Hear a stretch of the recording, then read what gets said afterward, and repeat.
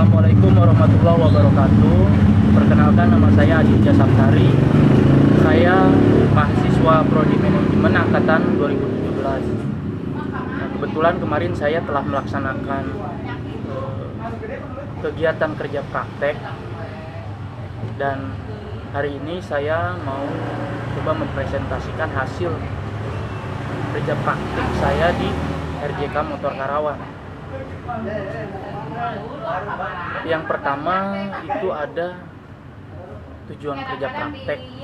Tujuan dari kerja praktek bagi mahasiswa yaitu untuk menambah wawasan serta pengetahuan yang didapat ketika kerja praktek berlangsung, serta untuk melatih mental dan percaya diri, serta cara berkomunikasi langsung di lapangan dengan rekan kerja yang bertugas, sehingga dapat menghasilkan kerja tim yang maksimal. Adapun manfaat kerja praktek yaitu bagi mahasiswa sendiri, yang pertama menerapkan ilmu yang diperoleh selama perkuliahan pada kegiatan yang nyata. Dengan demikian akan mengetahui perbandingan antara pengetahuan di bangku kuliah dengan kenyataan yang ada di dunia kerja.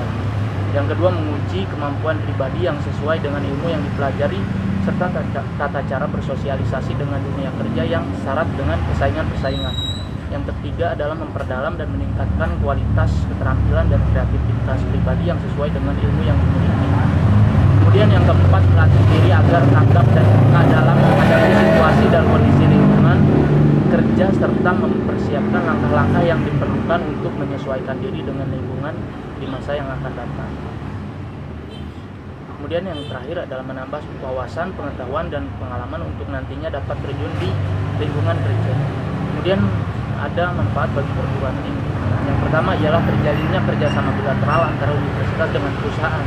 Yang kedua, universitas akan dapat meningkatkan kualitas lulusannya melalui pengalaman kerja praktek. Nah, kemudian ada juga manfaat bagi perusahaan. Yang pertama adalah adanya kerjasama antara dunia pendidikan dengan dunia industri atau perusahaan, sehingga perusahaan tersebut dikenal oleh kalangan akademis. Yang kedua, adanya kritikan-kritikan yang membangun dari mahasiswa yang melakukan kerja praktek. Yang terakhir, perusahaan akan mendapat bantuan tenaga dari mahasiswa yang melakukan kerja praktek.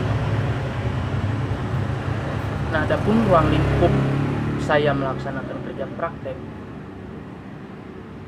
ya ini adalah berkaitan dengan manajemen dan manajemen keuangan, khususnya peran perencanaan keuangan terhadap stabilitas keuangan RJK Motor Karawang. RJK Motor Karawang sendiri tergolong pada jenis perusahaan jasa, tepatnya ia menjual jasa servis mobil. RJK Motor didirikan pada tahun 2005 oleh almarhum Bapak Rojak dan terus berjalan dan berkembang hingga sekarang, hingga dilanjutkan oleh anaknya yaitu Bapak Riki.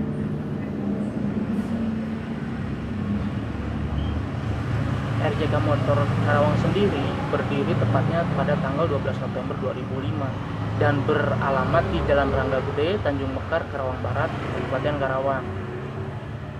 Untuk jumlah karyawannya itu ada 12 orang. Dengan struktur organisasi itu ada manajer, kemudian di bawahnya ada kepala bengkel, kemudian juga ada kasir dan ada montir-montir.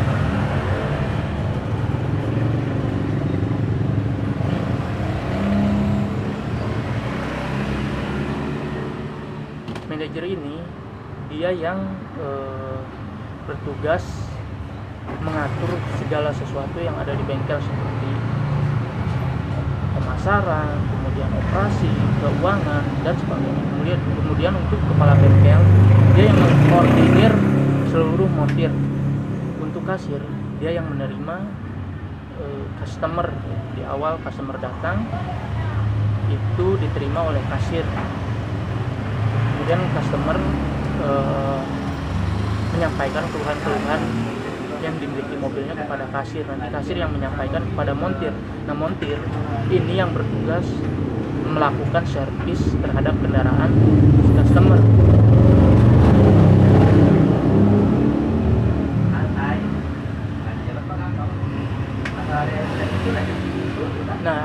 permasalahan yang saya temukan ketika kerja praktek, yaitu tidak adanya pencatatan secara berkala terhadap transaksi keluar masuk, sehingga sering sekali terjadi transaksi yang tidak tercatat.